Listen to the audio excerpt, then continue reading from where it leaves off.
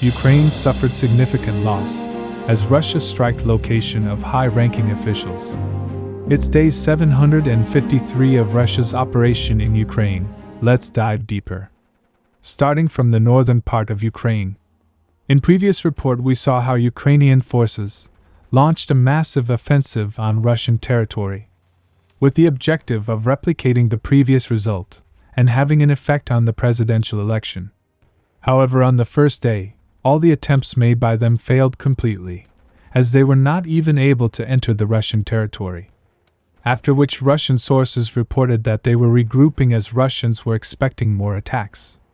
And that would be proven true, as Ukraine continued their attempts to capture Russian territory by attacking in several areas. However, Russian forces were providing very intense resistance, and did not allow Ukrainian forces to enter any area. Now, as the election was near, they needed some results very soon. So Ukraine decided to do what has not been done in this operation for a very long time. They decided to land an assault unit via helicopter behind the border. Report says, from Kharkiv airport, an elite Ukrainian unit on board a Ukrainian helicopter took off and approached the border near Kazinka, after which they were able to drop the assault unit northwest of Kazinka. Simultaneously, Ukrainian forces near the border started attacking from two directions. As a result, this forced Russian units to withdraw, as to not suffer losses.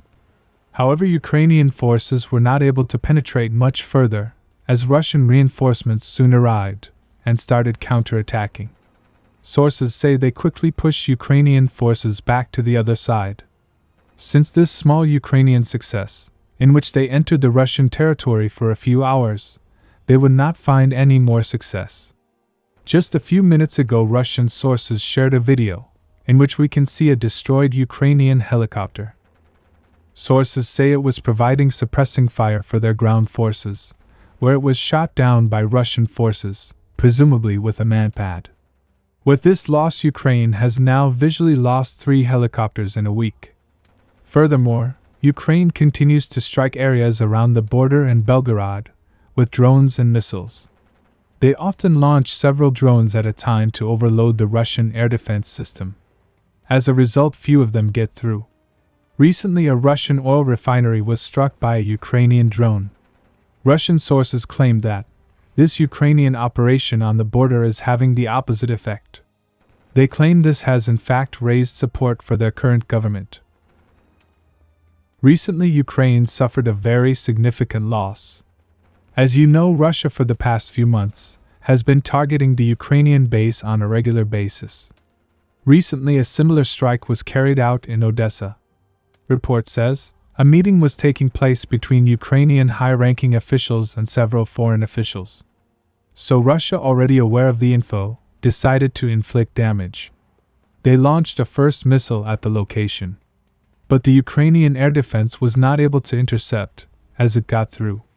Ukrainian sources reported that after the strike, many military personnel rushed to the location of evacuation. In the meantime, the Russians launched a second missile at the same location. As a result, Ukraine suffered serious losses. This was indirectly confirmed, as Ukrainian sources paid respect to their fallen high-ranking soldiers from this strike. A couple of Russian sources claim many foreign instructors were also KIA. However, exact numbers are not confirmed. Now moving to Robotyne. As you know, after the initial Russian success, Ukrainian reinforcements arrived, which were able to stabilize the front. However, since last week, Russians are having big success. At the Robotyne village, once again they pushed Ukrainian forces to the northern part of the village and recapture the southern part. Since then, Ukrainian forces were able to hold Russians back, as no more advance has been reported. However, we recently saw big changes northwest of Verbove. After the recapture of the areas around the first defensive line, Russians started attacking fortifications in this area from several directions.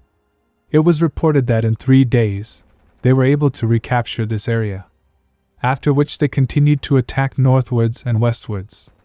Recently it was confirmed that Russian forces, after attacking in this area from 2 directions, were able to recapture this area.